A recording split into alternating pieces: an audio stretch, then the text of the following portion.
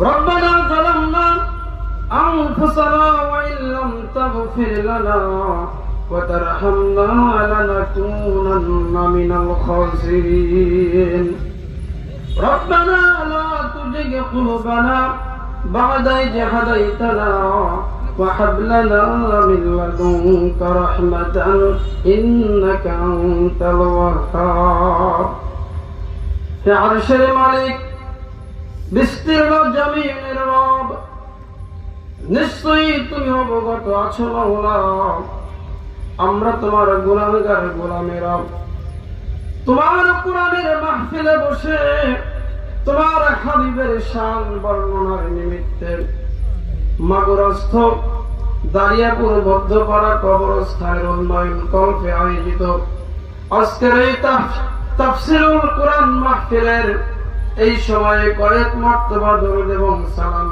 তোমার হাবিবে পাকের সামনে পেশ করেছি আল্লাহ তোমার কালাম থেকে একখানি আয়াতে কারিমা তেলাওয়াত করেছি আলোচনার নিমিত্তে মাহবুব গো আমাদের সকল তেলাওয়াত এবং দরুদ এবং সালাম তুমি তোমার দরবারে কবুল করে নাও দরুদ এবং সালামকে তুমি সোনার মদিনায় পৌঁছে দাও রব্বুল আলামিন আমাদের জিন্দেগীর সকল সওয়াব যা তুমি আমাদের জন্য দয়া করে বরাদ্দ করেছো সেই সওয়াবগুলো বহু গুণে বাড়িয়ে দিয়ে সোনার মদিনায় নবী পাকের রওজা মুবারকে পৌঁছে দাও রব্বুল আলামিন আজকের এই মাহফিলকে তুমি তোমার জন্য কবুল করে নাও তোমার দিনের জন্য কবুল করে নাও মাইকের আওয়াজ যতদূর যাচ্ছে তোমার মুসলমান গোলামদেরকে এই কোরআনের মাহফিলের মধ্যে এসে বসার জন্য তৌফিক তুমি আতা করে দাও আল্লাহ আজকের এই মাহফিলের আয়োজন যারা করেছেন শোনার জন্য যারা এসেছেন কাল কিয়ামতের ময়দানে এই মাহফিল তাদের সকলের জন্য নাজাতের জরিয়া বানিয়ে দিও আল্লাহ سبحان ربك رب العزة عما يصفون وسلام على المرسلين والحمد لله رب العالمين কেমন আছেন আপনারা মন খারাপ মন খারাপ আপনি কেমন আছেন আলহামদুলিল্লাহ তো আসতে বললেন আলহামদুলিল্লাহ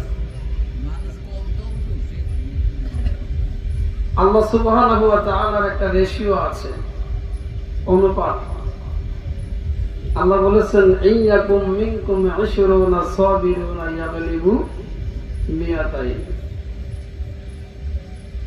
ইসলাম প্রিয় একজন ইসলামের অপ্রিয় 10 জনের সমান সুবহানাল্লাহ কয়জনের সমান 10 জনের সমান এখনো মন খারাপ না এখনো মন খারাপ আমরা সকলে আবার পুনরায় আল্লাহ সুবহানাহু ওয়া তাআলার দরবারে শুকরিয়া আদায় করি জোরে বলি আলহামদুলিল্লাহ আমি মাঝে মাঝে এই কথাটি বলে থাকি যেখানে বলার দরকার হয়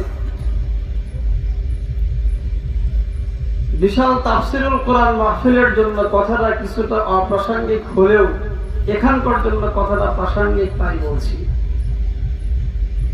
আমরা যারা নিজেদেরকে আধুনিক দাবি করি আধুনিক জামানার মানুষ তারা অনেক সময় টেলিভিশনের ক্যামেরার সামনে স্ক্রিনের সামনে বসে আমরা খেলাধুলা দেখি না যেমন এখনকার যুগের জনপ্রিয় খেলা ফুটবল ক্রিকেট এই দুটো খেলাই আমাদের দেশে বেশি জনপ্রিয় তাই না এখন ব্রাজিল আর্জেন্টিনার খেলা হলে মানুষ যায় কিনা এখানে একটু মুরব্বী যারা আছেন আজ থেকে 20 বছর আগে ঢাকা স্টেডিয়ামে মোহামেডান আবাহনীর খেলা হতো কিনা এই খেলাগুলো টেলিভিশনে দেখা হোক আর মাঠে গিয়ে দেখা হোক যখন খেলাগুলো শুরু হয় তখন ব্যাপক জনসমাগমের কারণে যারা খেলা প্রিয় কিন্তু কোনো পক্ষ নেয় নাই ওখানে গিয়ে কিন্তু কোনো না কোনো পক্ষ চলে আসে কিনা চলে আসে এখন ধরেন ব্রাজিল আর্জেন্টিনার খেলা হচ্ছে একজন ব্রাজিলের পক্ষে আরেকজন ব্রাজিলের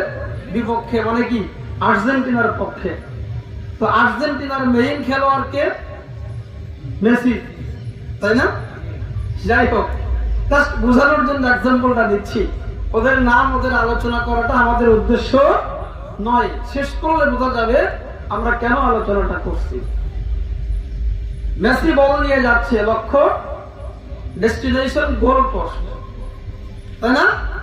গোল পোস্ট। তো বল নিয়ে যাচ্ছে, মেসির পক্ষের লোক যারা তারা এরকম ধাক্কাধাক্কি করে কি না, যে বলটা নিয়ে যাক এবং গোল পোস্টে ঢুকিয়ে দেয়, ঠিক তো? ধরেন গোলটা হয় নাই, শটটা সজোরে করেছে, হয় গোল পোস্টে লেগেছে অথবা গোলকিপার ওটাকে কি করেছে, ডিফেন্স করেছে। তখন যারা পক্ষের লোক, গোল করার পক্ষে ছিল, তারা কি বলে, ইস, এরকম সাউন্ড করে কিনা? এই সাউন্ডটা করার জন্য কেউ কি বলে দিয়েছে? কেউ কি বলে দিয়েছে এই সাউন্ডটা তোমরা করো, বলে দিয়েছে? তাহলে কেন করে? তার মানে সেই খেলার মধ্যে ঢুকে গিয়েছে, এতটাই মনোযোগ ওই খেলার মধ্যে, মুখ দিয়ে কখন শব্দটা বের হয়েছে সে নিজেও জানে না। ধরেন গোলটা হয়ে গেল, যারা পক্ষের লোক তারা কি বলে, শব্দ করে কিনা? শব্দ করে, আস্তে করে না জোরে করে? কে বলে দিয়েছে?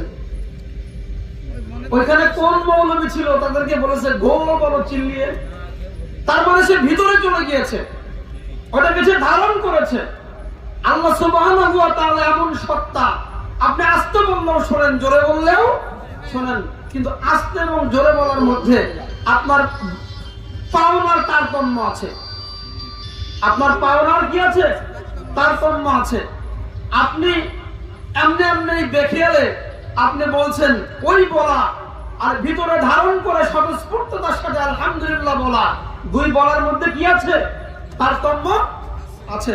সুতরাং বক্তা ওয়াইজিন হুজুর বলতে বলবে, তো আপনি জোরে বলবেন, ধাক্কায় বললে কিন্তু সব কম হতে পারে। তাহলে কি করা উচিত? গগন বিরানি স্লোগান দিয়ে এই পৃথিবীকে জানিয়ে দেওয়া উচিত, এখনো মুসলমান মরে যায় নাই, এখনো মুসলমান জীবিত আছে, এবং এই জমিনে বসে একবার লিল্লাহি তাকবীরের স্লোগান দিলে প্রথম আসমানময়, দ্বিতীয় আসমানময়, তৃতীয় আসমানময়, সপ্ত আসমান ভেদ করে সিদরাতুল মুনতাহা পাড়ি দিয়ে আল্লাহর আরশে আযীম পর্যন্ত পৌঁছে যেতে পারে। আমরা জোরে বলবো না আস্তে বলবো? দেখিয়ালে বলবো না স্বতঃস্ফূর্ততার সাথে বলবো? স্বতঃস্ফূর্ততার সাথে। আল্লাহ সুবহানাহু ওয়া তাআলার শুকরিয়া, আল্লাহ আস্তে করলেও শোনেন, জোরে করলেও শোনেন। যেখানে যেটা করা দরকার আমরা সেখানে সেটা করব। আমরা আবার একটু শুকরিয়া আদায় করি, আলহামদুলিল্লাহ।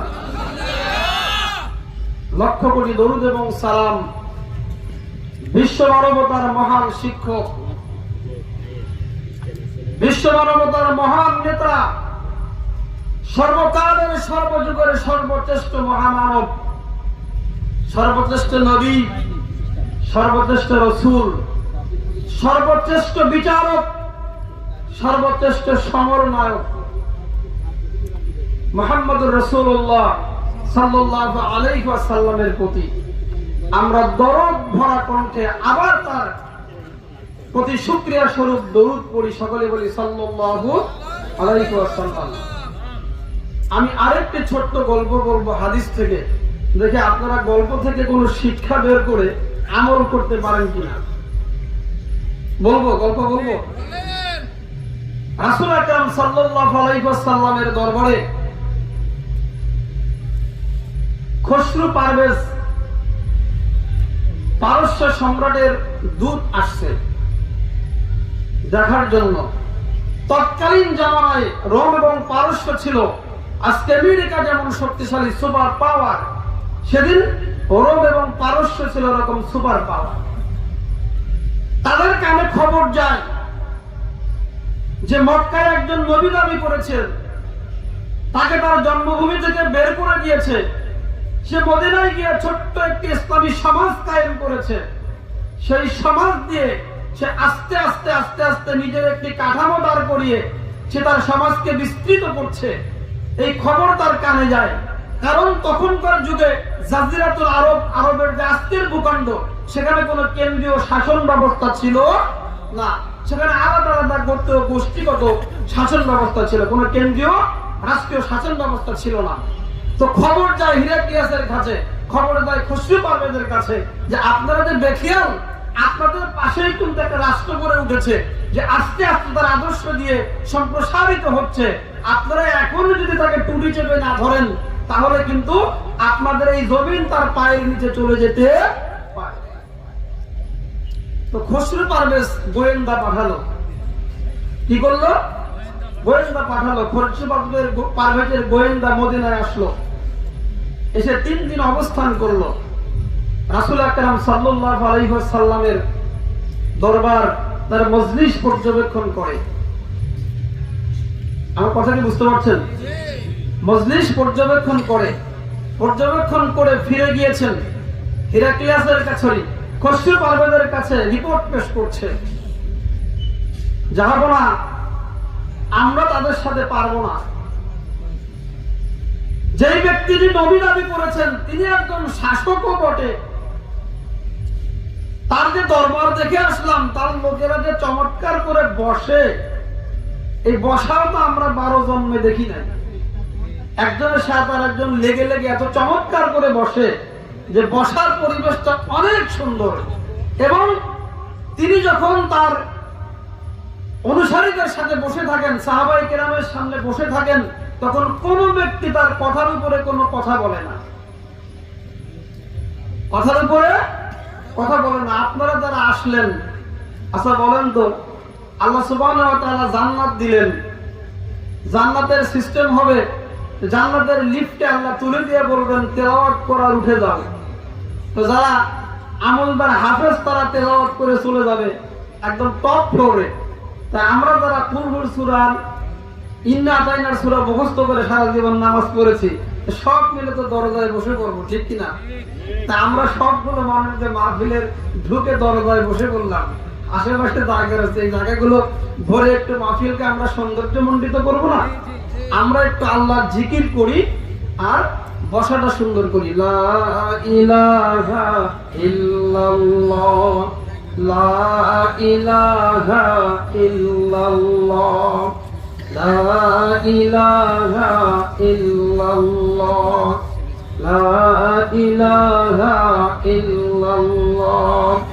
আমরা একটু চেপে চেপে বসি, সামনে বসি, অনেক সুন্দর লাগবে, একটু সুন্নত আদায় হবে। এবং ডান পাশে এসে বসি। আশা করি আমাদের এই মাহফিলের স্থল ভরে যাবে ইনশাআল্লাহ। আমাদের প্রধান বক্তা আসবেন, আমাদের প্রধান অতিথি আসবেন, আমরা তাদের মূল্যবান কথা শুনবো ইনশাআল্লাহ। আমি তো আপনাদের এলাকা থেকে অনেক দূর থেকে এসেছি। আপনাদের যখন আপনারা আঞ্চলিক ভাষায় কথা বলেন, কিছু কিছু ভাষা বুঝতে বেশ কষ্ট হয় আমার। আপনাদের কি আমার ভাষা বুঝতে কষ্ট হচ্ছে? আমার কথার মধ্যে কোনো অস্পষ্টতা লক্ষ্য করছেন কি? আলহামদুলিল্লাহ। আমি আমার মতো করে আপনাদেরকে কুরআনুল কারীম থেকে কয়েকটি কথা বলার চেষ্টা করব ইনশাআল্লাহ। আমি অলরেডি আলোচনার অবতারণা করেছি, আমি যা বলার জন্য মনস্থির করেছি। আল্লাহ সুবহানাহু ওয়া তাআলা আমাকে বলার তৌফিক দান করুন আর আপনাদেরকে শোনার তৌফিক দান করুন। আমার তৌফিক ইল্লা বিল্লাহ, আলাইহি তাওয়াক্কালতু ওয়া ইলাইহি উনীব। সম্মানিত ভাইরা, মহাগ্রন্থ আল কোরআন আল্লাহ সুবহানাহু ওয়া তাআলার পক্ষ থেকে মুহাম্মদ সাল্লাল্লাহু আলাইহি ওয়াসাল্লামের উপরে জিবরাইল আমিনের মাধ্যমে মানব জাতির হেদায়েতের নিমিত্তে নাজিল হওয়া সর্বশেষ এবং চূড়ান্ত গ্রন্থ। বলেন ঠিক কিনা? আমরা কি কুরআনুল কারীমকে চিনি? কুরআনুল কারীমকে চিনি? আমরা কোরআনকে চিনি যে আমাদের বাড়িতে তাকের উপরে চমৎকার একটি কাপড় দিয়ে জড়ানো আদরের একটি বস্তু, যেটা মাঝে মাঝে দেখবো, একটু চুমু দিব আর বুকে লাগাবো। এটা হলো কোরআন নাকি? মানে মোহাব্বত করে বুকে লাগিয়ে, চোখে লাগিয়ে, কপালে একবার লাগিয়ে, টেবিলের উপরে অথবা তাকের সুন্দর জায়গায় রেখে দেওয়ার একটি জিনিস, এটি হলো আল কোরআন নাকি? তাহলে নেগেটিভ আনসার করছেন কেন? তাই যদি না হবে তাহলে এটি কি?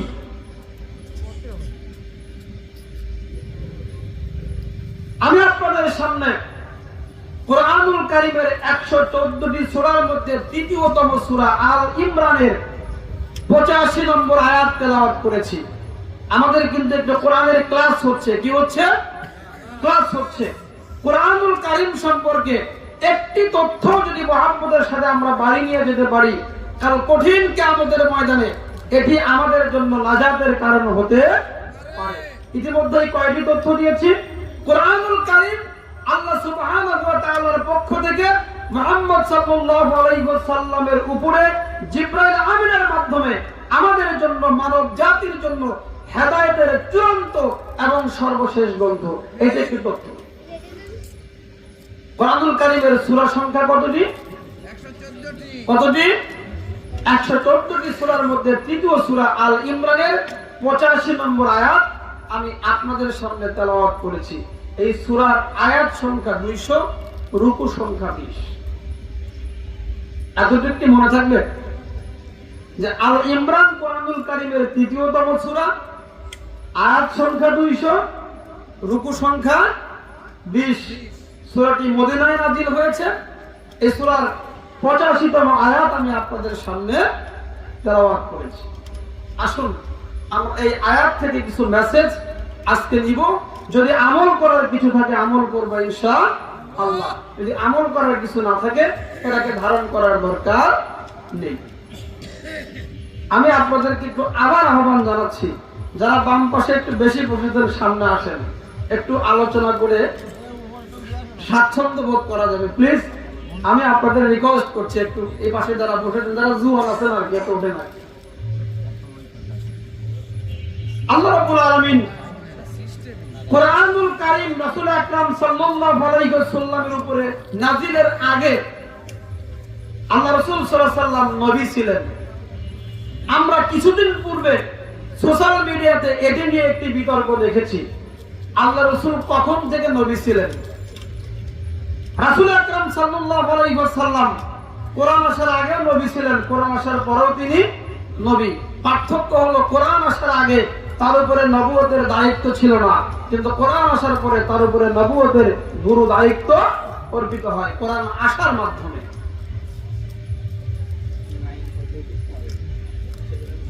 আল্লাহ রাব্বুল আলামিন রাসূল আকরাম সাল্লাল্লাহু আলাইহি ওয়াসাল্লামের উপরে কোরআন নাযিল করলেন কেন?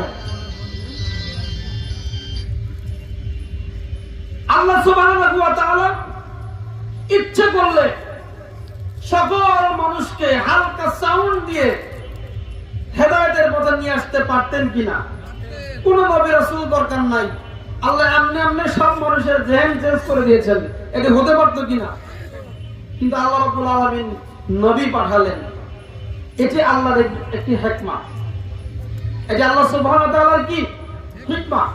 আমাদের জন্য যে জীবন এবং মৃত্যুর সিস্টেম চালু করেছেন, তিনি আমাদেরকে পরীক্ষা করে আমাদের ফাইনাল ডেস্টিনেশন, চূড়ান্ত ঠিকানা ঠিক করতে চান। এটি তার একটি সিস্টেম। এজন্য তিনি মানুষের মধ্য থেকে নবী পাঠিয়েছেন। তিনি মানুষকে, একজন নবীকে আমাদের জন্য উসওয়াতুন হাসানা করেছেন, যে আমি আমার নবীকে তোমাদের মধ্যে দিলাম, তিনি যা যা যেভাবে যেভাবে করেন তোমরাও তা সেভাবে সেভাবে করো। আমাদের তেলাওয়াতকৃত আয়াতটি আল্লাহ বলেছেন, আমার ইয়াবতাগি গায়রাল ইসলাম দীনান ফালা ইয়াকবাল মিনহু ওয়া হুয়া ফিল আখিরাতি মিনাল খাসিরিন। আল্লাহ রাব্বুল আলামিন দুনিয়ার সকল মানুষদেরকে আয়াতের মাধ্যমে ডেকে ডেকে বলছেন, ও আমার বান্দারা, তোমাদেরকে আমি একটি গুরু দায়িত্ব অর্পণ করছি, যে আমার হাবিবের মাধ্যমে তোমরা জানতে পারছো আমাইয়াবতাগি গায়রাল ইসলাম দীনান ফালা ইয়াকবাল মিনহু। তোমাদেরকে মিশনারি জাতি হিসাবে আমি পাঠিয়েছি। তোমরা যারা মুসলিম তারা আমার দ্বীনের পথে মানুষকে আহ্বান করবে। তোমরা যদি আমার দ্বীন ছাড়া অন্য কোন দ্বীনের দিকে মানুষকে আহ্বান করো, সেটা আমার দরবারে গৃহীত হবে না। এজন্য তোমাদেরকে কিয়ামতে ক্ষতিগ্রস্ত হতে হবে। আমার দ্বীন বাদ দিয়ে তোমরা যদি অন্য দ্বীনের পথে মানুষকে ডাকো, তাহলে তোমরা কিয়ামতে এমন ক্ষতিগ্রস্ত হবে, তোমাদেরকে কিয়ামতে চির দুঃখের জাহান্নামে নিপতিত হওয়া লাগবে। আমরা কেউ জাহান্নামে যেতে চাই? যেতে চাই? আসুন আমরা একটু বৈজ্ঞানিক ভাবে কোরআন বোঝার চেষ্টা করি। আমরা একটি আয়াত তেলাওয়াত করেছি, আয়াতের কোনো শানে নিজুল কোনো ব্যাখ্যায় যাব না, একটু দেখি তো 30 সেকেন্ড ভাবি এই আয়াত আমাদেরকে কি শিক্ষা দিচ্ছে। আমি তেলাওয়াত করলাম, আমাইয়াবতাগি গায়রাল ইসলাম দীনান ফালাইয়াকবালা মিনহু ওয়া হুয়া ফিল আখিরাতি মিনাল খাসিরিন। আল্লাহ বলতেছেন, আমার দিন ছাড়া তোমরা যদি অন্য দিনের দিকে মানুষকে আহ্বান করো, তোমাদের এই ডাক গ্রহণ করা হবে না এবং এই ডাকের জন্য তোমাদেরকে ক্ষতিগ্রস্ত হওয়া লাগবে। এতটুকু দিয়ে আমরা আল্লাহর কি মেসেজ পাচ্ছি? যদি মুফাসসিররা, যদি আল্লাহর দাঈরা এই আয়াতের ব্যাখ্যা বিশ্লেষণ না করেন, তাহলে অ্যাকচুয়ালি আল্লাহ সুবহানাহু ওয়া তাআলা এই আয়াত দ্বারা কি বোঝাতে চেয়েছেন আমরা কি আসলে পরিপূর্ণ বুঝতে পারবো? বুঝতে পারছি না।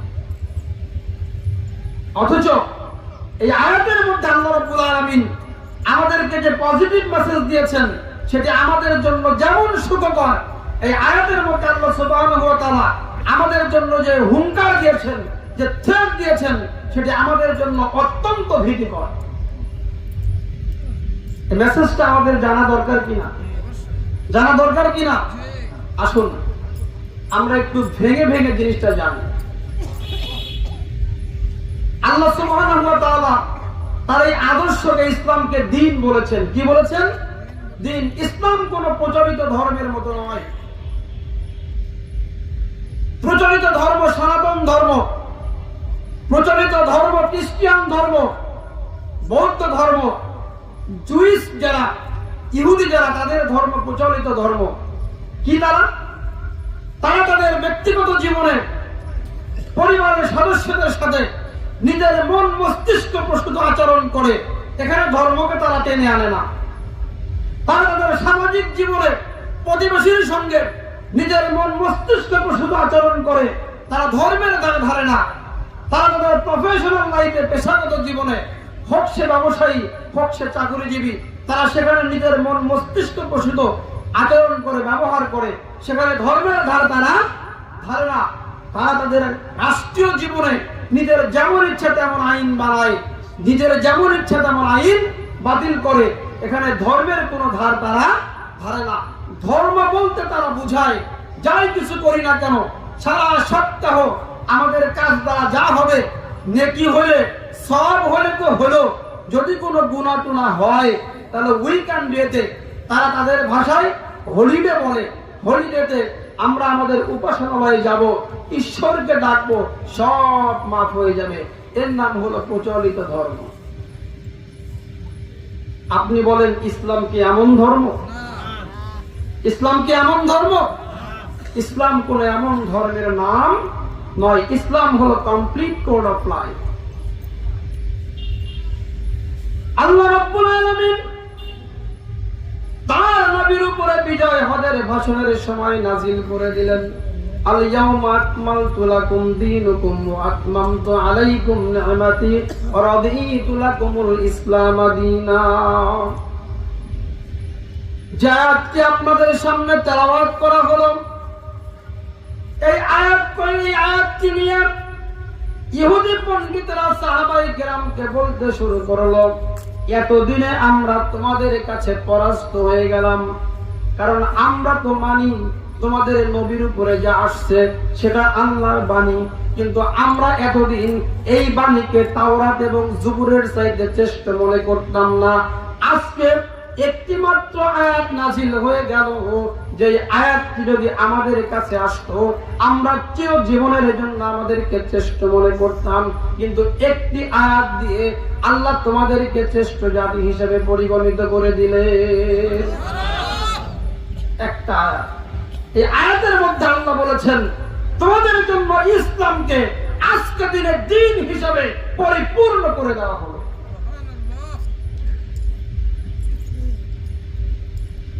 তাহলে ইসলাম যে দ্বীন, এটা তো বুঝতে হবে নাকি? বুঝতে হবে না? এটা বুঝতে হবে।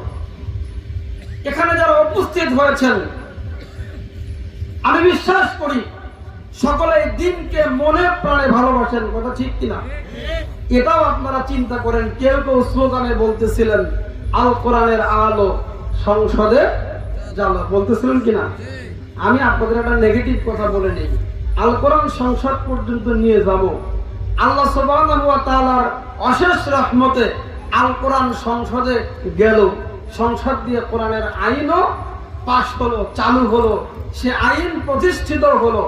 কিন্তু আমি মারা যাওয়ার পরে ফেরেশতারা ওয়াসিকাল্লাযীনা কাফারু ইলা জাহান্নামা সুমরা হাকায়া আমাকে জাহান্নামে নিয়ে গেল। এই ভূমিতে ইসলাম কায়েম হয়ে আমার লাভ কতটুকু হলো? আমার কথা বুঝেন নাই? আল্লাহর জমিনের প্রতি ইঞ্চি মাটিতে দিন কায়েম হলো। আমি ফেরেশতারা এমন ফেরেশতার পাল্লাই পড়লাম, আল্লাহ বলে ওয়াসিকা হাকা ওকে কোন দিকে? জাহান্নামের দিকে। যে এই জমিনে দিন কায়েম হয়ে আমার কোন লাভ হলো? তাহলে ইসলামের দিন হিসেবে প্রথম কাজ হলো আগে ব্যক্তি গঠন করা। কি করা? ব্যক্তি গঠন করা। আমার নবী মুহাম্মদুর রাসূলুল্লাহ সাল্লাল্লাহু আলাইহি ওয়াসাল্লাম সমাজ পরিচালনার জন্য, রাষ্ট্র পরিচালনার জন্য, পৃথিবী পরিচালনার জন্য এমন কিছু মানুষ তিনি দারুল আরকামে বসে তৈরি করেছিলেন, যে মানুষগুলো খেজুরের চাটাইতে বসে অর্ধেক পৃথিবী শাসন করেছেন। কথা ঠিক কিনা? জুমা মসজিদে গিয়ে ইমাম সাহেব যদি একদিন 5 মিনিট বেশি বক্তৃতা করেন, আমরা বারবার ঘড়ির দিকে তাকাই। কোন মাহফিলে গিয়ে বক্তা যদি একটু বেশি সময় কথা বলেন, আমরা উঠে যাওয়ার চেষ্টা করি। কোরআনের ক্লাসে কোনোদিন তো আমরা বসি নাই। কিচ্ছা আর কাহিনী ছাড়া কোরআনের নির্যাসগুলো আমরা শুনতে অভ্যস্ত না। আমরা গল্প শুনে শুনে এমন অভ্যস্ত হয়ে গেছি, সোলাবানের কিচ্ছা ছাড়া আমাদের মনে আর কিছু ধরে না। ঠিক ঠিক। তাহলে কেমন লোক তৈরি করতে হবে? নিজেকে কিভাবে তৈরি হতে হবে? যে ইংলিশ স্লোগান আছে, if you change the world first change yourself. তুমি যদি পৃথিবীকে পরিবর্তন করতে চাও, আগে নিজেকে তৈরি করো, নিজেকে পরিবর্তন করো। সাগরের চালক ওমর ফারুক রাদিয়াল্লাহু তাআলা আনহু খেজুরের চাটাইয়ে বসে অর্ধেক পৃথিবী শাসন করেছেন। করেছেন কিনা? করেছেন। তাহলে কেমন মানুষ রাসূল আকরাম সাল্লাল্লাহু আলাইহি ওয়াসাল্লাম দারুল আরকামে বসে তৈরি করেছিলেন? এমন মানুষ লাগবে, আদারওয়াইজ কোন উপকারে আসবে না।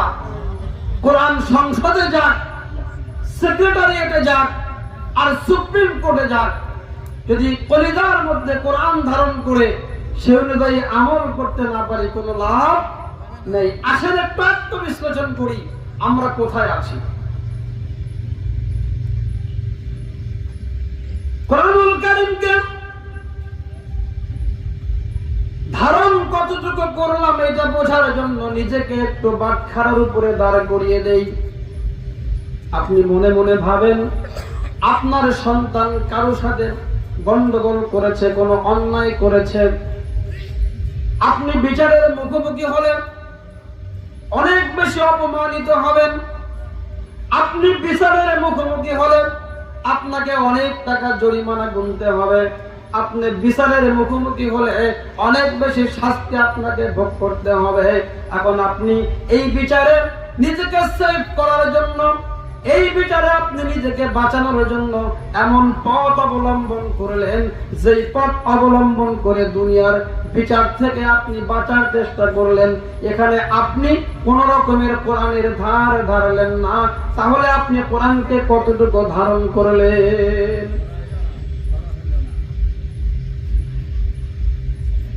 একটু তুলে দিয়েছি, কিন্তু কোথায়? একটু। কোরআনকে সংসদে নিতে চাই, কিন্তু আমার সাথে যখন টান লাগে তখন আমি কোরআনের ধার ধারি না। আমি পাওয়ারফুল মানুষের কাছে গিয়ে বাঁচার চেষ্টা করি। কে ফেসিবাদী চরিত্রের অধিকারী, কে ফ্যাসিস্ট, কে সন্ত্রাসী, কে টেরর। আমি তখন তাদেরকে খোঁজার চেষ্টা করি, আমাকে এখান থেকে কে বাঁচাতে পারে। আমার এতটুকু সৎ সাহস নাই যে আমি নিজেকে আইনের হাতে সুপর্দ করে দিয়ে শাস্তি মাথায় নিয়ে নিজেকে শুদ্ধ করে আমি ইসলামের পথে জান্নাতে চলে যাব। এই সৎ সাহস আমরা কেউ দেখাই না, অথচ আমরা কোরআনকে সংসদে নিতে চাই।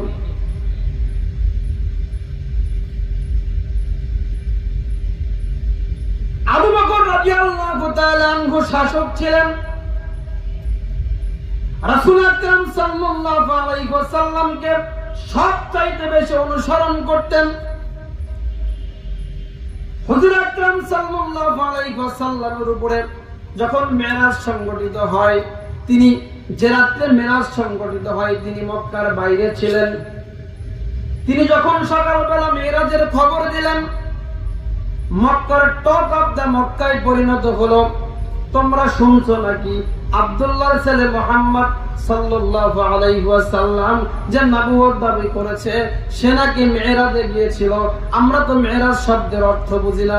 মক্কার প্রত্যেকটি মানুষ মেরাজ শব্দের অর্থ বুঝতো, যে কারণে তাদের কাছে মেরাজ নিয়ে কোনো ব্যাখ্যা দিতে হয় নাই। যখন তিনি বলেছেন আমি মেরাজে গিয়েছিলাম, তখন তাদের মধ্যে এটা কেউ ব্যাকুল হয়ে গেছে, কেউ হাসাহাসি করছে, কেউ বিশ্বাস স্থাপন করেছে। তবে দোদুল্যমান অবস্থায় একমাত্র ব্যক্তি সিদ্দিক আকবর রাদিয়াল্লাহু তাআলা আনহু, তিনি মক্কার বাইরে ছিলেন, একজন কাফের সর্দার। তিনি হযরত আবু বকরের বিশ্বাসকে নড়বড়ে করে দেওয়ার জন্য, হযরত আবু বকরের বিশ্বাসকে নষ্ট করে দেওয়ার জন্য আবু বকরের মক্কায় ফেরার রাস্তায় দাঁড়িয়ে আছে। তাকে বলবে, ও আবু বকর, তুমি এমন মানুষকে অনুসরণ করো যেই মানুষটি গাঁজাখুরি কথা বলেন, সকলে বলেন নাউজুবিল্লাহ। সে নাকি মুহূর্তের মধ্যে মক্কা থেকে বাইতুল মুকাদ্দাস গিয়েছে, সেখান থেকে ঊর্ধ্ব গমন করেছে, প্রথম আসমান, দ্বিতীয় আসমান, তৃতীয় আসমান ভেদ করে, চতুর্থ পঞ্চম আসমান, ষষ্ঠ সপ্তম আসমান ভেদ করে উনি নাকি বাইতুল মামুর ভেদ করে, সিদরাতুল মুনতাহা ভেদ করে, আরশে আল্লাহ আল্লাহর কাছে দিদার করে জমিনে ফেরত এসেছে। এক সেকেন্ড সময় নাকি লাগে নাই। ও আবু বকর, তোমার মতো সজ্জন মানুষ, ভদ্র মানুষ, তুমি এরকম একটা ডাহা মিথ্যাবাদীর কথা ঈমানে এনেছো। নাউজুবিল্লাহ বলবেন না। সিদ্দিক আকবর রাদিয়াল্লাহু তাআলা আনহু ওই ব্যক্তির কথা মনোযোগ দিয়ে শুনলেন। শুনতে দেরি ব্যক্তিটিকে একটি মাত্র প্রশ্ন করেছেন। প্রশ্নটি হলো, তুমি নিজ কানে শুনেছো কিনা মুহাম্মদ সাল্লাল্লাহু আলাইহি ওয়াসাল্লাম এই কথা বলেছেন? আমি নিজ কানে শুনেই তো তোমাকে বলতেছি। আবু বকর বলেন, তাহলে কি তিনি সত্য বলেছেন? অবশ্যই, তাহলে তিনি মেরাজ করেছেন। রাসূলের কানে যখন খবরটি চলে গেল, আল্লাহ রাসূল তাকে সিদ্দিক বলে উপাধিতে ভূষিত করলেন। এই মানুষটিও, এই সিদ্দিক আকবর, তিনিও কথায় কাজে গরমিল হবেন ভয় করে তিনি কম কথা বলতেন। ইসলামকে অনুসরণের জন্য তিনি এত বেশি ডিটারমাইন্ড ছিলেন যে একেবারে আমরা একটু আমাদের আঞ্চলিক ভাষায় বলতে গেলে ইসলামের প্রত্যেকটা বিধানকে তিনি একেবারে শকুনের চোখের মতো চোখ দিয়ে দেখতেন, কোনোভাবেই যেন কোনো বিধান ছুটে না যায়। তিনি বিপদে পড়েছেন, ঋণগ্রস্ত হয়েছেন, মানুষ তার কাছে এসেছে, তাকে অপমান অপদস্থ করেছে, কিন্তু কখনোই তিনি দিনের পথ থেকে বিচ্যুত হয়ে কখনোই বাঁচার চেষ্টা করেন নাই। সবসময় তিনি আইনের হাতে নিজেকে সুপর্দ করেছেন। না, আমরা সংসদে দিন নিয়ে যেতে চাই, কিন্তু নিজের ঘরে বিপদ আসলে কি করি? ফেসিবাদী চরিত্রের মানুষের দ্বারস্থ হই, আমাকে একটু বাঁচান। আর এটাকে আমরা হিকমা বলার চেষ্টা করি। যতটুকু কথা হলো, আপনাদেরকে যে মেসেজটুকু দেওয়ার চেষ্টা করছি আমি, কিছুটা বুঝতে পারছেন কিনা? কিছুটা বুঝতে পারছেন কিনা? আপনারা যদি ডান বামে নড়াচড়া করেন, আর যদি যারা আমার সামনে আছেন এগুলো দেখেন, আলোচনার মনোযোগে কিছুটা ঘাটতি হয়। যারা আছেন একটু কোরআনের মহাব্বতে আপনারা একটু চুপচাপ হন, আমি কথাগুলো বলে শেষ করে দেবো ইনশাআল্লাহ। যেদিকে যেটাই ঘটুক, আমি তো আপনাদেরকে দেখছি, আপনাদের কনসেন্ট্রেশন কোন দিকে যায় এটার উপরে ভেরি করে কথাগুলো কিভাবে কন্টিনিউ হবে।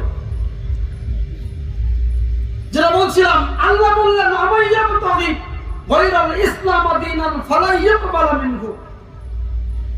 তোমরা যদি আমার দিন ছাড়া মানুষকে অন্যদিকে ডাকো, তাহলে এটা আমার কাছে গ্রহণযোগ্য হবে না। এ কারণে তোমরা আখিরাতে ক্ষতিগ্রস্ত হবে। এখন আমরা দেখি, নিজেদেরকে আরেকটু বিশ্লেষণ করি, আমরা আল্লাহর দিন ছাড়া অন্য কোন দিকে মানুষকে ডাকছি কিনা। এটা সত্য কথা, আমরা কখনোই মানুষকে হিন্দু ধর্মের দিকে ডাকি নাই, কথা ঠিক কিনা। আমরা কখনোই খ্রিস্টান হওয়ার জন্য মানুষকে ডাকি নাই, কথা ঠিক কিনা। আমরা কখনোই মানুষকে বৌদ্ধ হওয়ার জন্য ডাকি নাই, কথা ঠিক কিনা। আমরা কখনোই কোনো মানুষকে মূর্তি পূজার দিকে ডাকি নাই, কথা ঠিক কিনা। এখান থেকে আমরা বেঁচে আছি, ভালো আছি। আমরা একটু গভীর বিশ্লেষণে যাই, যে আমরা আমাদের বেখেয়ালাই হোক আর খেয়ালাই হোক, আল্লাহর দ্বীনের বাইরে অন্য কোন দিকে আমরা মানুষকে ডাকছি কিনা, অথবা অন্য কোন দ্বীনকে আমরা সাপোর্ট করছি কিনা, একটু বিশ্লেষণ করে দেখি। আমার সমাজে যখন কোন বিচার সংগঠিত হয়, আচ্ছা বলেন তো, আজকে আমার বাংলাদেশি সমাজে কতগুলো সমাজে বিচার সংগঠিত হলে কোরআন সামনে রেখে বিচার করা হয়? আমার কথা বোঝেন নাই, আমি কি ইংরেজিতে বলতেছি, উর্দু, আরবি? তাহলে কিছু মানুষ কথা বলেন, বাকিরা চুপ থাকেন কেন? সামাজিক একটি বিচার হচ্ছে, এই বিচারে আমাদের বাংলাদেশের সামাজিক প্রেক্ষাপটে কোন প্রধান কখনো কি কোরআন সামনে দিয়ে বিচার করে?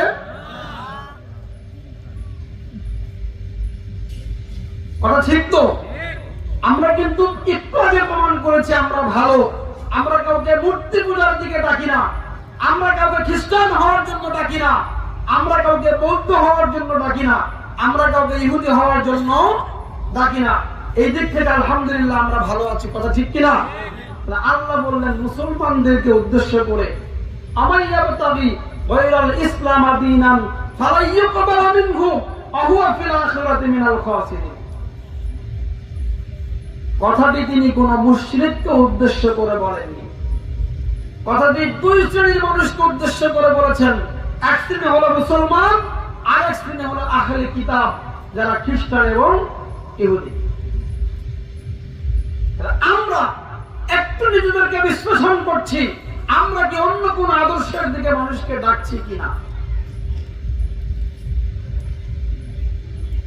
সম্মানিত উপস্থিতি, একটু আগে যেটা বলছিলাম, আমাদের সমাজ কাঠামোতে যারা আমাদের সমাজে প্রভাবশালী অংশ বিচার আচারে নিয়ে আছেন, আমরা আজ পর্যন্ত দেখি নাই যে কোরআন হাতে নিয়ে তারা বিচার করতে বসেছেন। কোরআনের বিধান দিয়ে আজকে বিচার হবে। দুষ্টের দমন আর সৃষ্টির লালন করব, এই ডিটারমাইন্ড হয়ে সিদ্ধান্ত নিয়ে কোন প্রশাসক সমাজে, আমি কিন্তু কোন রাষ্ট্রীয় বিচার কাঠামোর কথা বলছি না। রাষ্ট্রীয় বিচার কাঠামো কোনটা? জাজ কোর্ট, ম্যাজিস্ট্রেট কোর্ট, জাজ কোর্ট, সুপ্রিম কোর্টের হাইকোর্ট ডিভিশন, সুপ্রিম কোর্টের অ্যাপিলেট ডিভিশন এবং সর্বোচ্চ রাষ্ট্রপতির যে বিচার ব্যবস্থা, এটি হলো রাষ্ট্রীয় বিচার কাঠামো। এর আগে বাংলাদেশে আমাদের একটি সামাজিক বিচার কাঠামো আছে কিনা? আমরা ছোটখাটো যে সমস্ত সমস্যাগুলো হয়, আমরা বিচার আচার করি। আমার আপনার সমাজে জিনা সংগঠিত হয়েছে, হয় না? আপনাদের এলাকায় বোধহয় হয় না, হয়।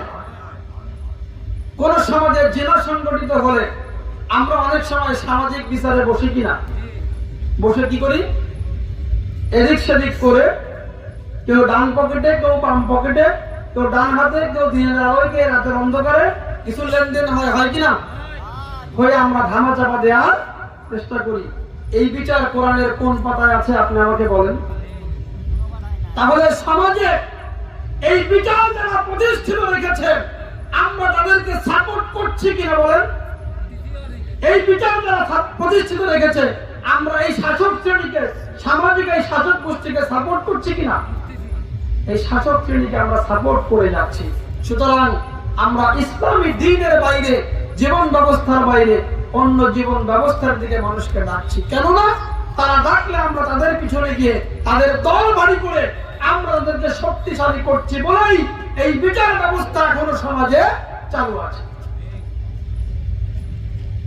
তাহলে বিপদে আছে কিনা?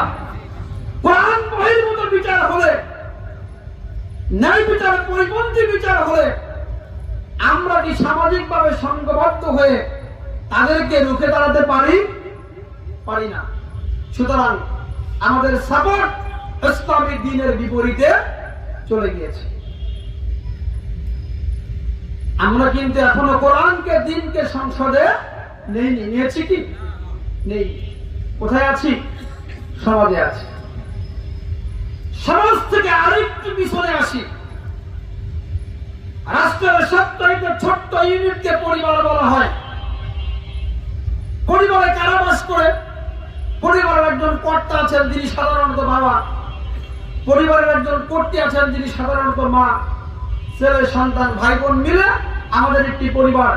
আমি পিতা হিসাবে নিজেকে প্রশ্ন করি, আমি কি আদর্শ পিতা হতে পেরেছি যে সকল সন্তানের হক সমানভাবে আদায় করছি? আমি কখনোই সন্তানকে কোনোভাবেই বঞ্চিত করিনি। যিনি মহিলা আছেন, মা, তিনি নিজেকে প্রশ্ন করুন যে আমি মা হিসাবে কতটা আদর্শ মা? আমি কি সন্তানদেরকে প্রথম শিক্ষক হিসাবে সঠিকভাবে দিন বুঝে আমিও আমল করছি, তাদেরকেও শেখানোর চেষ্টা করেছি? তাহলে আমরা ঘর থেকে দিনের বাইরে জীবন যাপন করছি, অথচ আমরা ইসলামকে সংসদে পাঠানোর জন্য স্লোগান দিচ্ছি।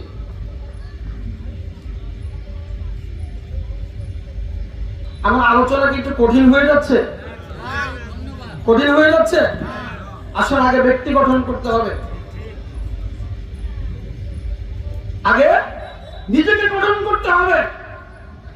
মুহাম্মদুর রাসূলুল্লাহ সাল্লাল্লাহু আলাইহি ওয়াসাল্লাম 3.5 বছর হীরা গুহা নামক বিশ্ববিদ্যালয়ে আল্লাহ সুবহানাহু ওয়া তাআলার কাছে শিক্ষা লাভ করে সমাজে দ্বীন প্রচারের জন্য বাইরে বেরিয়েছিলেন। বলেন কথা ঠিক কিনা? এরপরে তিনি 12টি বছর দারুল আরকাম নামক বিশ্ববিদ্যালয়ে একদল মানুষ তৈরি করেছিলেন, যারা ইসলামকে নিজের কলিজায় ধারণ করেছিলেন। বলেন কথা ঠিক কিনা? ফারুক আজম রাদিয়াল্লাহু তাআলা আনহু যখন অর্ধেক পৃথিবীর শাসক,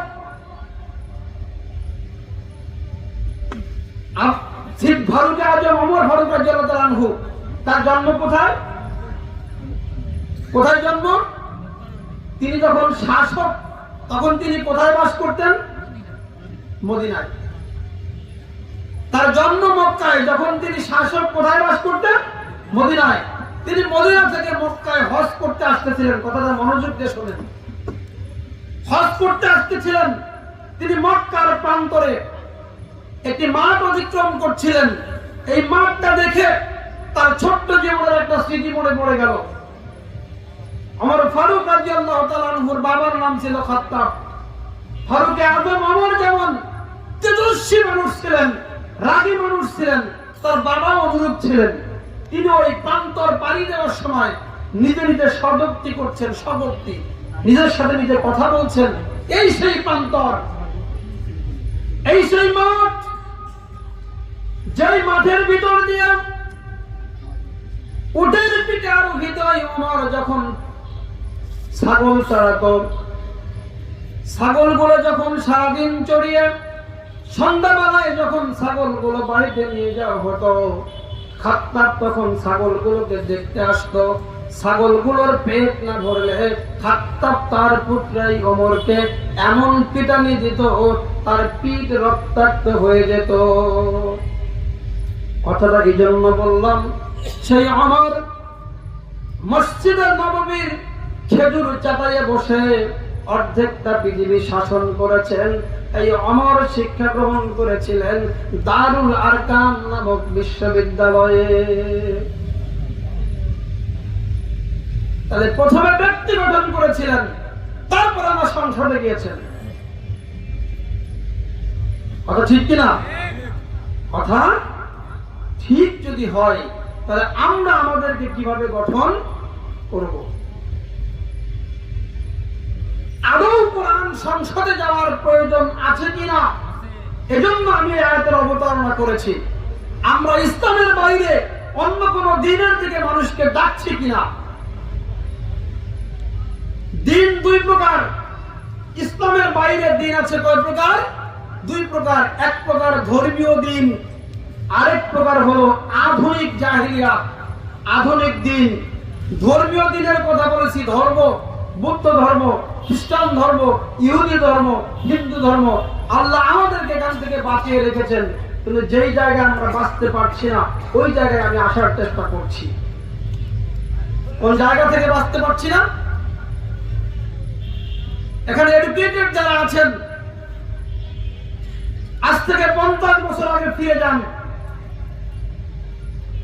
এই পৃথিবী কোন ধরনের আগে দুই ভাগে বিভক্ত হয়ে গিয়েছিল, যে বিভক্তিকে প্রকাশ্যে রূপ দিয়েছিল জার্মানির বার্লিন প্রাচীর। পৃথিবীর পূর্ব অংশ কমিউনিজম দ্বারা প্রভাবিত হয়েছিল, পৃথিবীর পশ্চিম অংশ ক্যাপিটালিজম, পুঁজিবাদ দ্বারা প্রভাবিত হয়েছিল। কমিউনিজমের জন্ম হয়েছিল সোভিয়েত রাশিয়ায়, এবং তখনকার যুগে বাঘা বাঘা শিক্ষিত মানুষেরা ইসলামকে কমিউনিজম থেকে আলাদা করতে পারে নাই। তারা মনে করেছে ইসলাম এবং কমিউনিজম দুই ভাই, সুতরাং আমি মুসলমান হয়েও কমিউনিজমকে গ্রহণ করতে পারি। এই দিন ইসলামের সর্বনাশ করেছে, যারা এখনো অনেক মুসলমান বুদ্ধিজীবীর মাথার মধ্যে বদ্ধমূল হয়ে আছে। তাদেরকে বোঝানোই যায় না যে কমিউনিজম কখনো ইসলাম সাপোর্ট করে না। কমিউনিজমের মূল কথা, মানুষের কোনো ব্যক্তিগত সম্পদ থাকবে না, সব সম্পদ থাকবে রাষ্ট্রের। মানুষ নিজের প্রয়োজনে যতটুকু হবে রাষ্ট্রের কাছ থেকে সম্পদ নেবে। অথচ ইসলাম বলেছে তুমি বৈধ পন্থায় 5 সম্পদের মালিক হতে পারো। এই জায়গায় ইসলামের সাথে কমিউনিজমের সুস্পষ্ট পার্থক্য আছে কিনা বলেন? আছে, হাজার এরকম বলা যাবে। এখন আমাদের দেশে কমিউনিজমকে সাপোর্ট করে এরকম বুদ্ধিজীবীরা আমাদের কাছে সংসদে আইন পাস করার জন্য সাপোর্ট চায় কিনা বলেন? চায়। ক্যাপিটালিজম, পুঁজিবাদী অর্থনীতি। পুঁজিবাদী অর্থনীতির মূল কথা হলো তুমি কিভাবে অর্থ উপার্জন করলে দেখার দরকার নাই, অর্থ আসলেই হলো। কিভাবে ব্যয় করলে তাও দেখার দরকার নাই। তুমি অর্থ কামাই করেছ, ব্যয় করে নিজের যশ সুনাম খ্যাতি অর্জন করো, পাওয়ার এক্সারসাইজ করো, কোনো সমস্যা নাই। মাঝে মাঝে মসজিদে কিছু দান করো, কিছু মাদ্রাসায় দান করো, আর একটু নামাজ কালাম পড়লেই মাপ পেয়ে যাবে। এটা হলো পুঁজিবাদের মূল কথা, ক্যাপিটালিজম। আমাদের সমাজে ক্যাপিটালিজমকে প্রতিষ্ঠিত করার মতো শক্তি আমাদের কাছে সাপোর্ট চাইতে আসে কিনা বলেন? আসে। তাদের অর্থ অধিকাংশ সময় দিনের বিরুদ্ধে ব্যয় হয়, দিনের বিরুদ্ধে স্পন্সর করা হয়। আমরা তাদেরকে সাপোর্ট করে যাচ্ছি। কোরআনের এই আয়াতের আলোকে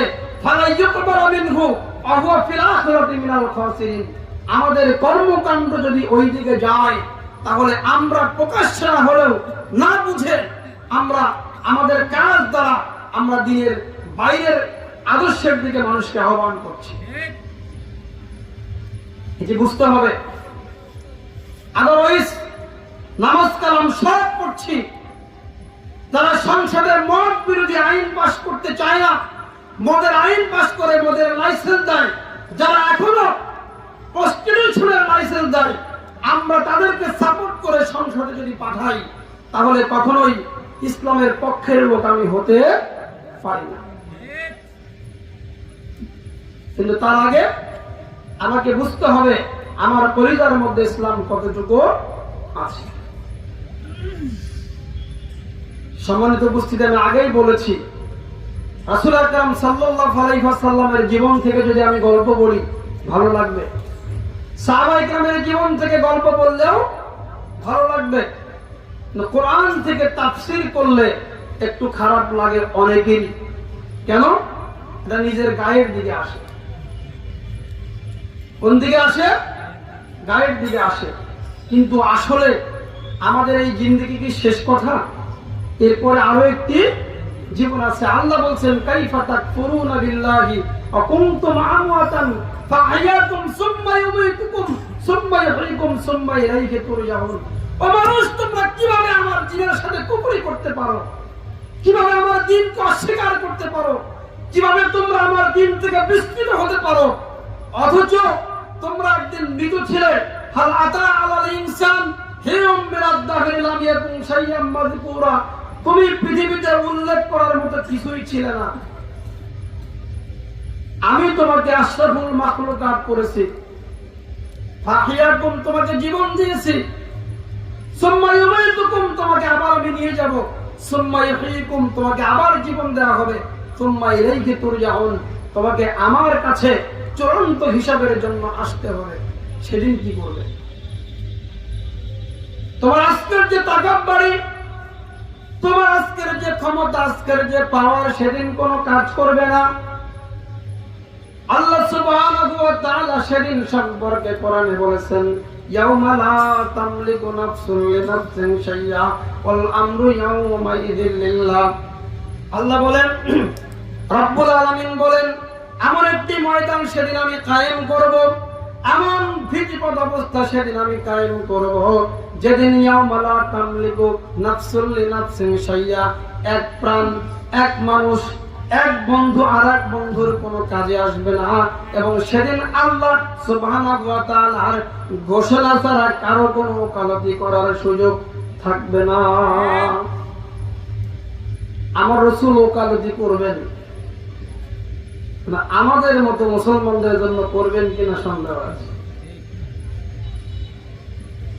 আমরা আশাবাদী। আল্লাহ বলেছেন লা তাকনাতু মির রাহমাতিল্লাহ, আশাবাদী। কিন্তু বিশ্লেষণ করলে, যদি বিশ্লেষণ করি, আমরা প্রতি পদে পদে মুহাম্মদ সাল্লাল্লাহু আলাইহি ওয়াসাল্লামের আদর্শকে অপমান করছি, চাপ দিয়ে দিচ্ছি। সুতরাং কোরআনের মাহফিলে আজকে যারা বসেছি, আমরা একটু দিন হিসাবে ইসলাম এবং আদর্শ একটু পার্থক্যটা বুঝে যাই, তাহলে আগামী দিনগুলো সুন্দর হলেও হতে পারে। ইসলাম ব্যক্তি জীবনে আমাদের সমাজে এমন মানুষ কি নাই, যেই মানুষটি এক সন্তানকে ধমক ধমক দিয়ে বঞ্চিত করছে, আরেক সন্তানকে পার্সিয়ালিটি করে বেশি দিচ্ছে, এমন বাবা যে আমাদের সমাজে নাই? তাহলে পারিবারিক জীবনে সে ব্যর্থ শাসক। সমাজের কথা বলেছি, সমাজের ঘটনা ঘটলে কিছু সমাজপতিদের ঈদ লেগে যায়। আমি একটু টাচ দেওয়ার চেষ্টা করছি, ঈদ লাগে কিনা? ঈদ লেগে যায়। থানা, কোর্ট, কাচারি, সমাজ কোথায় সে ভূমিকা রাখবে, তার পিছনে উদ্দেশ্য থাকে ভিন্ন কিছু। তাহলে সমাজে আমি যে প্রভাবশালী মানুষ, এখানে আমি ফেল করা প্রভাবশালী কিনা? তার মানে আমার সমাজে জাস্টিস আমি করতে পারি নাই। আমি একটু অগ্রসর হই, আমার দেশের রাষ্ট্রীয় বিচার ব্যবস্থায় যাই। আল্লাহ বললেন আমার লাম ইয়াহকুম বিমা আনসালাল্লাহ ফাউলাইকা হুমুল কাফিরুন। আমার দেয়া বিধান অনুযায়ী যারা ফয়সালা করে না, তারা ইত্যাদি ইত্যাদি। আল্লাহ বিচার ব্যবস্থার ফয়সালা দিয়েছেন, অথচ আমরা সেখানে যেতে পারছি না। তাহলে সেখানেও আমরা ব্যর্থ। আল্লাহ পরিষ্কার ঘোষণা দিয়ে দেওয়ার পরেও আমরা যারা বেখেয়াল, যারা এ সম্পর্কে আমাদেরকে অ্যাওয়ারনেস করে না, সচেতন করে না, আমরা বারবার তাদেরকেই দেশ, সমাজ এবং রাষ্ট্র পরিচালনার দায়িত্ব দিচ্ছি। আমরা কি তাহলে দায় এড়াতে পারি?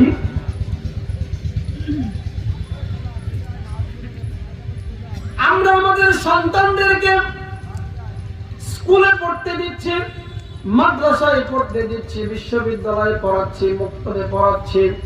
আমাদের স্কুলে যে সিলেবাস সরকারের পক্ষ থেকে প্রণয়ন করা হয়েছে, আমরা বাচ্চাকে স্কুলে দিলে ইচ্ছে করলে সেই সিলেবাসের বাইরে কিছু পড়াতে পারি কিনা?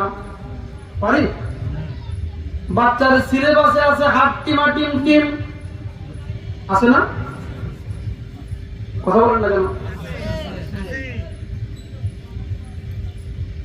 সিলেবাসে আছে রবি ঠাকুরের হাত টিমাটিম টিম। এখন আমার বাচ্চা কি পড়বে? সকালে উঠে আমি মনে মনে বলি নিজে নিজে ওর জানার কথা, কারণ ওকে সিলেবাসে যা দেওয়া হয়েছে ও তাই পড়ছে। আপনার রাষ্ট্রীয় দায়িত্ব এমন মানুষদেরকে কেন দিতে পারছেন না যারা সিলেবাসে কোরআন সংযোজন করবে, যারা প্রাইমারি লেভেলে শিক্ষা দেওয়ার জন্য 50% টিচার আলেম নিয়োগ দেবে, যারা সহি শুদ্ধ করে স্কুলে কোরআন শিখাবে, স্কুলে কোরআনের বিধান শিখাবে, তার পাশাপাশি অঙ্ক, ইংরেজি, আদার্স নলেজ গুলো থাকবে। আমার স্কুলে, আমার বিদ্যালয়ে 1 থেকে 5 পর্যন্ত পড়লে এই সিলেবাসের ভিতরে কি কোরআন সহি শুদ্ধ করে পড়ার ব্যবস্থা আছে?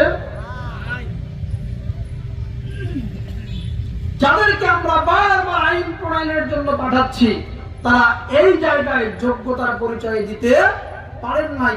ইসলামী রাষ্ট্র কিস তারা কায়েম হতে হয়, একটি উচ্চ বক্তৃতার মধ্যে বলা হয়েছে যে অনিসলামিক রাষ্ট্রের একজন ক্যাবিনেট সেক্রেটারি, সর্বোচ্চ সচিব ইসলামী রাষ্ট্রের সচিবালয় ঝাড়ু দেওয়ার যোগ্যতাও রাখে না।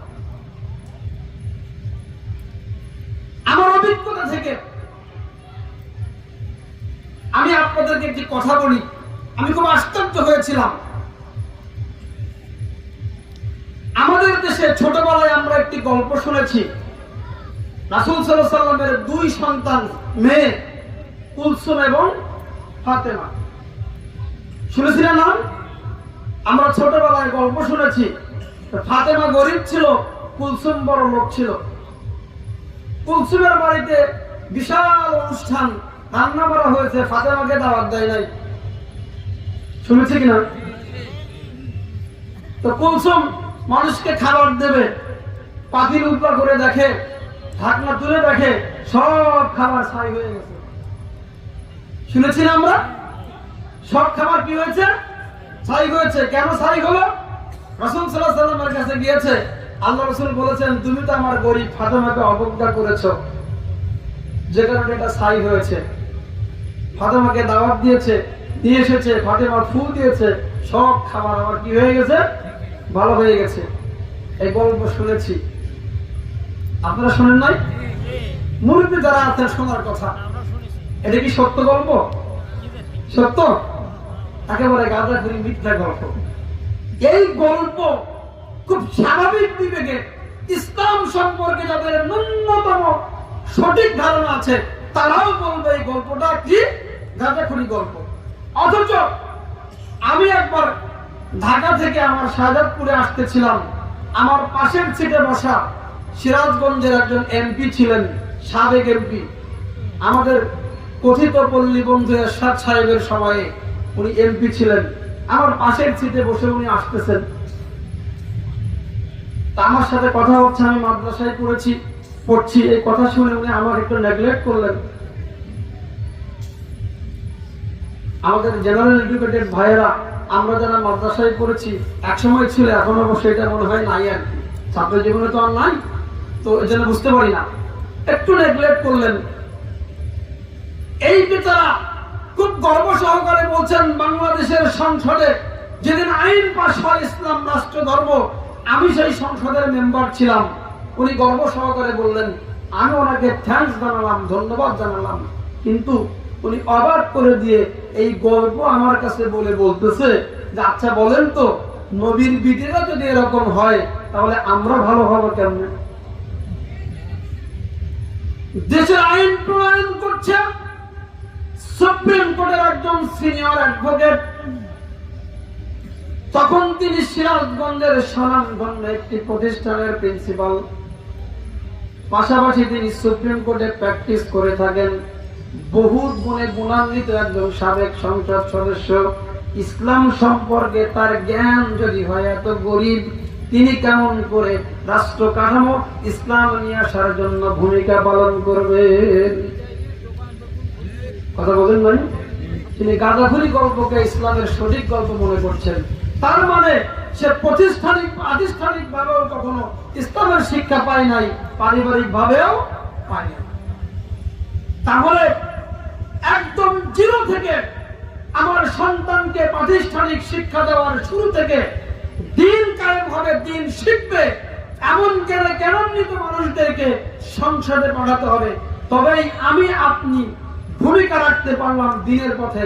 আদারওয়াইজ যত চেষ্টাই করি না কেন, যতক্ষণ না পর্যন্ত আমি ইসলামকে রাষ্ট্র কাঠামোতে নেওয়ার জন্য প্রচেষ্টা চালানো মানুষদের পাশে দাঁড়াতে না পারবো, ততক্ষণ পর্যন্ত আমি দিনের সঠিক পথে নাই বলেই প্রতীয়মান হবে। আপাত দৃষ্টিতে আমি মানুষকে অন্য দিনের পথে না ডাকলেও আমার কর্মকাণ্ড দ্বারা এটাই প্রতীয়মান হচ্ছে আমি প্রতিনিয়ত মানুষকে ইসলামবিহীন, ইসলাম বহির্ভূত দিনের পথে ডাকছি। ইসলামকে যারা ভালোবাসেন, আখিরাতকে যারা বিশ্বাস করেন, আমার কথাকে আপনি কোন সংকীর্ণ দৃষ্টিভঙ্গিতে নেবেন না। আমি আল্লাহর রাস্তে কথা বলছি। কয়েকদিন আগে যে ফেসিবাদ বিদায় নিল, তার স্লোগানে বলতো লও লও লও সালাম, মুজিবের লও সালাম বলতো কিনা? সালাম কার পক্ষ থেকে?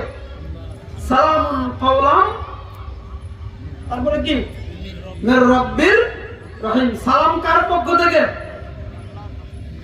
তাই মুজিব ও সালাম ও শুভেচ্ছা। আমরা মুজিব আদর্শের সৈনিক। উনি কোন আদর্শের মানুষ ছিলেন? আমি কিন্তু ব্যক্তিগতভাবে কাউকে বলছি না।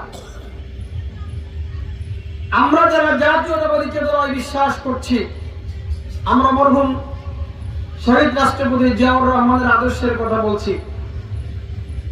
উনি জাতীয়তাবাদী আদর্শকে পৃথিবীতে, বাংলাদেশে প্রতিষ্ঠার চেষ্টা করেছেন। ভাই, আমরা একটু তার আদর্শটাকে বিশ্লেষণ করি। তার আদর্শ নিয়ে রাষ্ট্র পরিচালনা করলে, রাষ্ট্র যদি কোরআনের রাষ্ট্র হয়, আমাদের কোনো কথা নাই। রাষ্ট্রবিজ্ঞানের ছাত্র হিসেবে এখানে একজন উচ্চ শিক্ষিত অ্যাডভোকেট বসে আছেন, তিনিও আমার সাথে একমত হবেন। জাতীয়তাবাদী আদর্শ কোন ইসলামী আদর্শ নয়। আসুন না আমরা সকলে মিলে আল্লাহর দ্বীনকে জমিনে প্রতিষ্ঠা করার চেষ্টা করি। পারি না? আমরা পারি না? কারণ আমাদের এই জীবন তো ক্ষণস্থায়ী জীবন। আমরা কেন এই জীবনটাকে নষ্ট করছি? আমরা কেন সময়টাকে নষ্ট করছি? অথচ আল্লাহ রাব্বুল আলামিন সময়ের কসম করে বলেছেন, সকল মানুষ ক্ষতির মধ্যে নিমজ্জিত, 4 শ্রেণীর মানুষ ছাড়া। কোরআনুল কারীমের অন্যতম কনিষ্ঠ সূরা সূরাতুল আসর, যা অধিকাংশ মানুষ জানেন এবং তেলাওয়াত করে থাকেন। আল্লাহ বলছেন, ওয়াল আসর ইন্নাল ইনসানা লাফি খুসর। আমি আল্লাহ সময়ের কসম করে বলছি, প্রত্যেকটা মানুষ ক্ষতির মধ্যে নিমজ্জিত, ইল্লা, তারা ব্যতীত, আমানু, যারা আমার উপর ঈমান এনেছে, ওয়া আমিলুস সলিহাত, এবং আমি যে পথ দেখিয়েছি সেই পথে তারা চলেছে, আমার হাবিবের সুন্নাহ, আমার হাবিবের আদর্শের পথে তারা চলেছে। ওয়া তাওয়াসাউ বিল হক, তারা পরস্পরকে হকের পথে চলার জন্য উদ্বুদ্ধ করেছে। ওয়া তাওয়াসাউ বিস সবর, এই পথে চলতে গিয়ে, এই পথ প্রদর্শন করতে গিয়ে যত ঝামেলা এসেছে, যত বিপদ এসেছে, মুসিবত এসেছে, সকল বিপদ মুসিবতের মোকাবেলায় নিজে ধৈর্য ধারণ করেছেন এবং অন্যকেও ধৈর্য ধারণের জন্য উপদেশ দিয়েছেন, সহযোগিতা করেছেন। এই 4 শ্রেণীর মানুষ ছাড়া সকল শ্রেণীর মানুষেরা ক্ষতির মধ্যে নিমজ্জিত। তাহলে আমাদের আচার আচরণ দ্বারা যদি ইসলাম ছাড়া অন্য কোন দিনের দিকে ডাকা হয়ে যায়, আলটিমেট নিজের বুঝের বাইরে গিয়ে নামাজ পড়লাম, রোজা করলাম, হজ করলাম, যাকাতও দিলাম, কিন্তু আমার মিছিল হলো দিনের বিপক্ষে।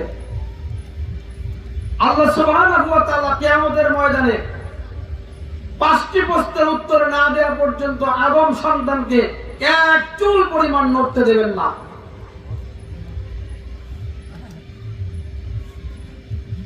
সহিহ হাদিস, 5টি প্রশ্নের 2টি প্রশ্ন হবে, 2টি প্রশ্ন হবে জীবন সংক্রান্ত। একটি হলো হোল লাইফ, আর একটি হলো আমার যৌবন কাল।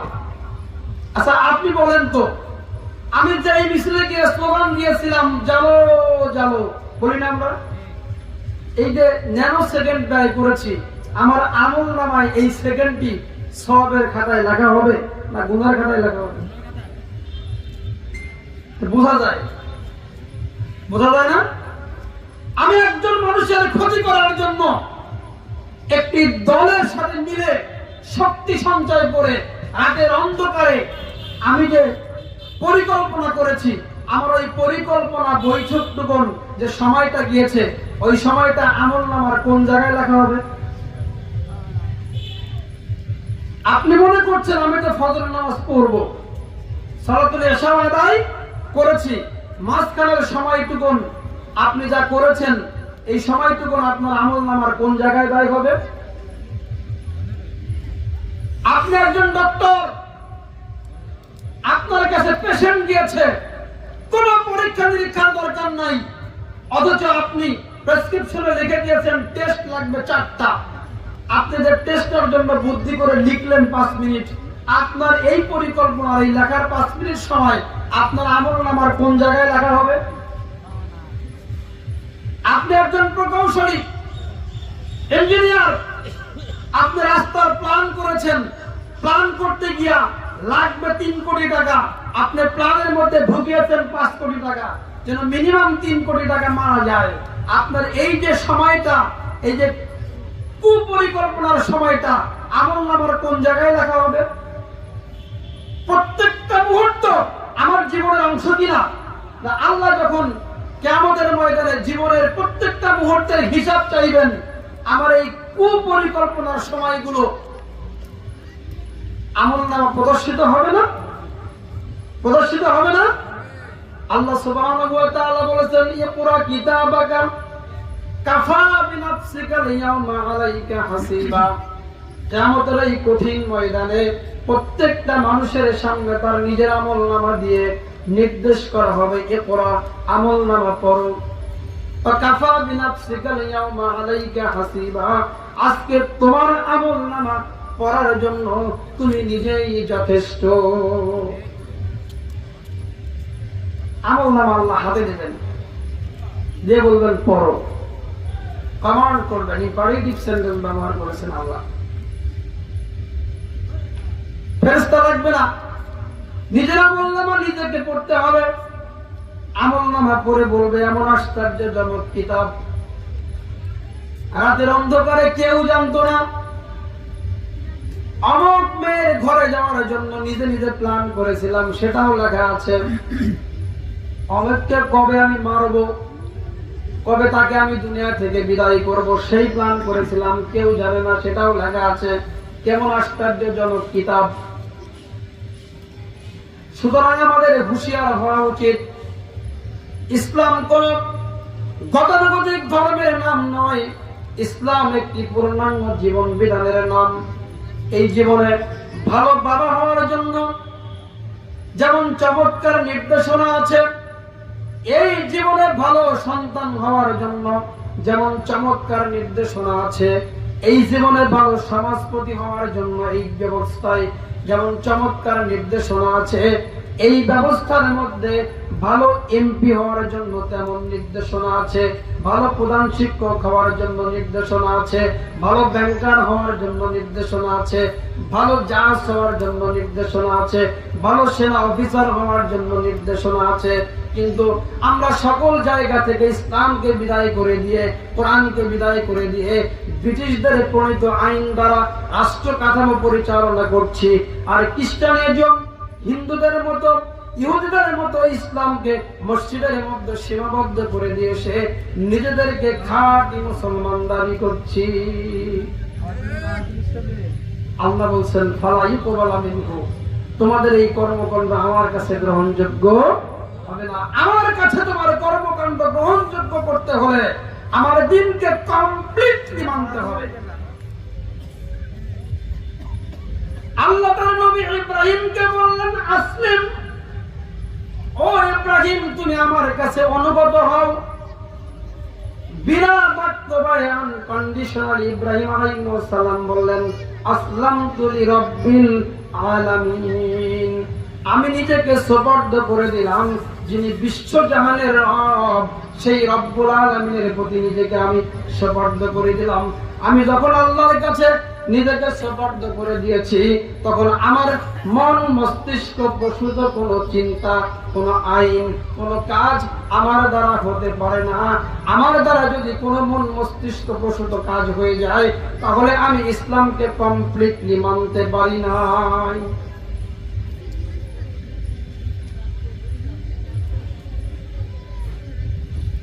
আমি কি কথাগুলো বোঝাতে পারছি? বুঝতে পারতেছেন?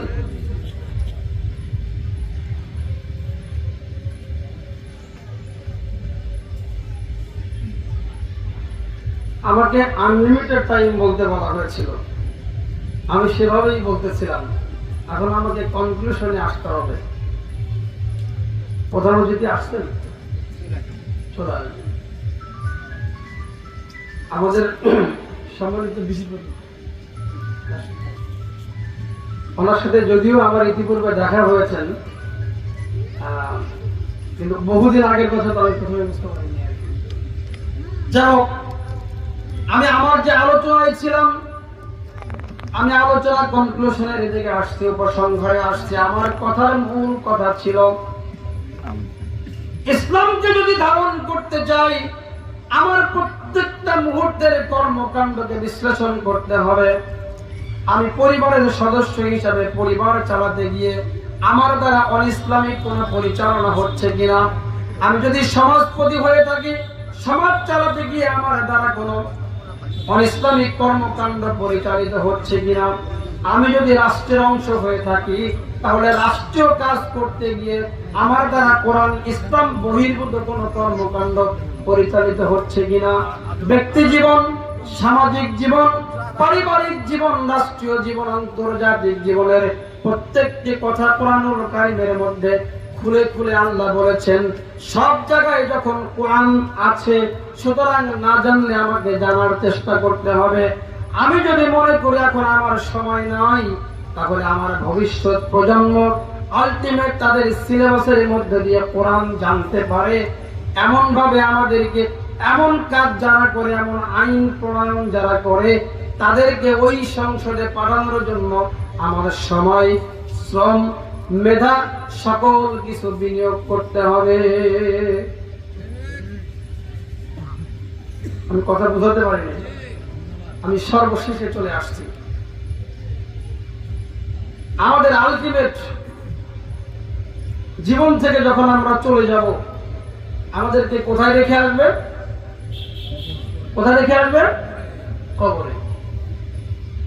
কথা ঠিক তো? কবরে রেখে আসবে। আজ থেকে 20 বছর, 50 বছর আগে বাংলাদেশের অধিকাংশ কবরস্থান জঙ্গল ছিল, ঠিক না? আমার গ্রামের কবরস্থানে একাধিকবার হয়েছে এত বেশি জঙ্গল যে কবর দেওয়ার জায়গা খুঁজে পাওয়া যায় নাই।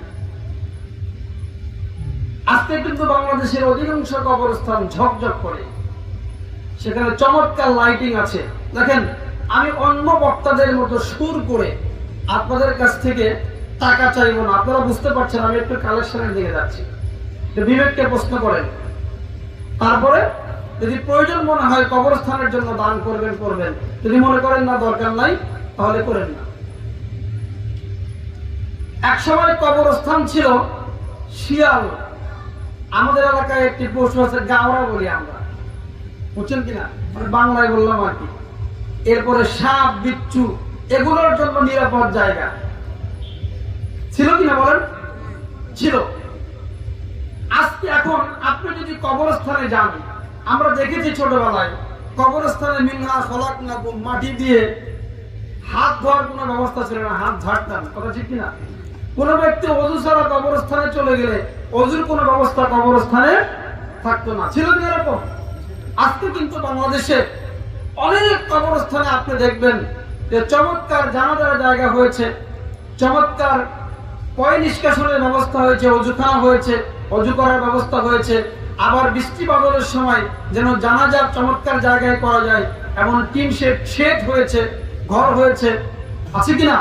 রাত্রিবেলায় যেন লাইটিং এর প্রবলেম না হয় এরকম লাইটিং এর ব্যবস্থা হয়েছে। মানে কবরস্থানকে সুন্দর করার জন্য অনেক ব্যবস্থা হয়েছে। আপনি যদি এগুলোকে অপচয় মনে করেন তাহলে করতে পারেন, যদি আপনি এগুলোকে মৌলিক প্রয়োজন মনে করেন তাহলে এগুলো কি এমনি এমনি হয় নাকি এগুলোর জন্য টাকা পয়সা কিছু লাগে?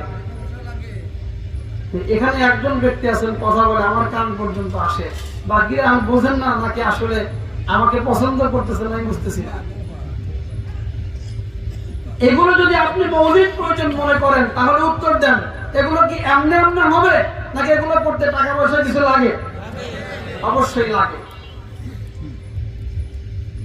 আপনার একজন আত্মীয় মারা গিয়েছে, আপনার বাবা অথবা মা মারা গিয়েছে, মুষলধারে বৃষ্টি হচ্ছে,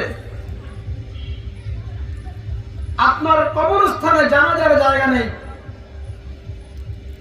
আমি আমার ব্যক্তিগত অভিজ্ঞতার কথা বলি, যেখানে আমি বাস করি, আপনাদের পরিচালক শায়খ নিজামউদ্দিন আনসারী বাস করে এসেছেন, যেখানে একেবারে পাশে একটি কবরস্থানে প্রায় 6 লাখ টাকা ব্যয় করে এরকম বড় একটি টিন শেড, একটা শেড করলো। তা আমরা মনে মনে চিন্তা করলাম যে একটু অপচয় বোধহয় হলো। খেয়াল করেন কথাটা, আমি ব্যক্তিগতভাবে চিন্তা করলাম একটু অপচয় করলো কমিটি। একটি জানাজায় গিয়েছি, মুষলধারে বৃষ্টি নামলো, প্রচন্ড বৃষ্টি, জানাজাটা ওই ঘরের মধ্যে নিল, ঘর টইটুম্বর মানুষ, জানাজা হয়ে গেল। আমি নিজে নিজে নিজের ভুল স্বীকার করলাম যে আসলে সব যে আমি বুঝি ব্যাপারটা কিন্তু এমন নয়। তাহলে ওই জিনিসটা আপনাদের হয়তো মাথায় নাই, কিন্তু যার মাইয়াত মারা যাবে বৃষ্টির মধ্যে কবরস্থানে জানাজার জন্য নেওয়া যাচ্ছে না, সে বুঝবেন এরকম একটি জানাজার জায়গা থাকলে খুব সুন্দর হতো। আপনি অজু ছাড়া দৌড়িয়ে কবরস্থানে গিয়েছেন, আপনার অজু নাই, পাশের বাড়িতে টিউবওয়েলটা নষ্ট, আপনার অজুর পানি পান নাই, আপনি অজুর জন্য জানাজা করতে পারলেন না। আচ্ছা বলুন তো, এখন একটি সাবমার্সিবল ওখানে বোরিং করে যদি চমৎকার ভাবে একটি পানির ব্যবস্থা করা যায়, তাহলে সেখানে চমৎকার অজুর ব্যবস্থা থাকলে সব মানুষ অজুবিহীন গেলেও তো হয় না? আবার রাতের অন্ধকারে একটু লাইটিং এর ব্যবস্থা থাকলে। সুতরাং আমি যেটা বলতে চাচ্ছি, আমাদের চির নিদ্রার যে জায়গা, এই জায়গাটা একটু উন্নত হলে কি ক্ষতি আছে? তাহলে আপনাদের কি করতে হবে? সম্মিলিতভাবে এই জায়গা উন্নয়নের জন্য কাজ করতে হবে। আমাদের যারা কালেকশন যারা আমরা করি বক্তা, আমরা সত্য মিথ্যা অনেক মিশিয়ে সুর দিয়ে আপনাদের কাছে টাকা চাই। রাসূল সাল্লাল্লাহু আলাইহি ওয়াসাল্লামের সাহাবায়ে কিরামকে এত কথা বলতে হতো না, এত কথা বলতে হতো না। এই যে এতক্ষণ ওয়াজ করলাম, মুমিনের যতগুলো গুণাবলী কোরআনুল কারীমের একদম সূরা বাকারার প্রথম রুকুতে মুমিনের গুণাবলীর কথা বলা হয়েছে। 177 নম্বর আয়াতে মুমিনের গুণাবলীর কথা বলা হয়েছে। সূরা আল মুমিনুনের প্রথম রুকুতে মুমিনের গুণাবলী বলা হয়েছে। সূরা আনফালের প্রথম রুকুতে মুমিনের গুণাবলী বলা হয়েছে। সূরা ফুরকানের শেষ রুকুতে মুমিনের গুণাবলী বলা হয়েছে। যেখানেই মুমিনের গুণাবলী বলা হয়েছে সেখানেই মুমিনকে আর্থিকভাবে দান সদকার দিক থেকে খাঁটি মুসলমান হতে বলা হয়েছে। নিজে মুসলমান হলাম কিন্তু পকেটটা মুসলমান নয়, পরিপূর্ণ মুসলমান হতে পারি নাই। সম্মানিত মুসলমান ভাইরা, আমরা কি দুনিয়ায় বসে জান্নাতে নিজেদের ঘর বানাতে চাই? জান্নাতে নিজেদের ঘর বানাতে চাই? যদি তাই করতে চাই আমরা, তাহলে আমি মুসাফির মানুষ, আমার উপরে দায়িত্ব বর্তেছে আপনাদের কবরস্থান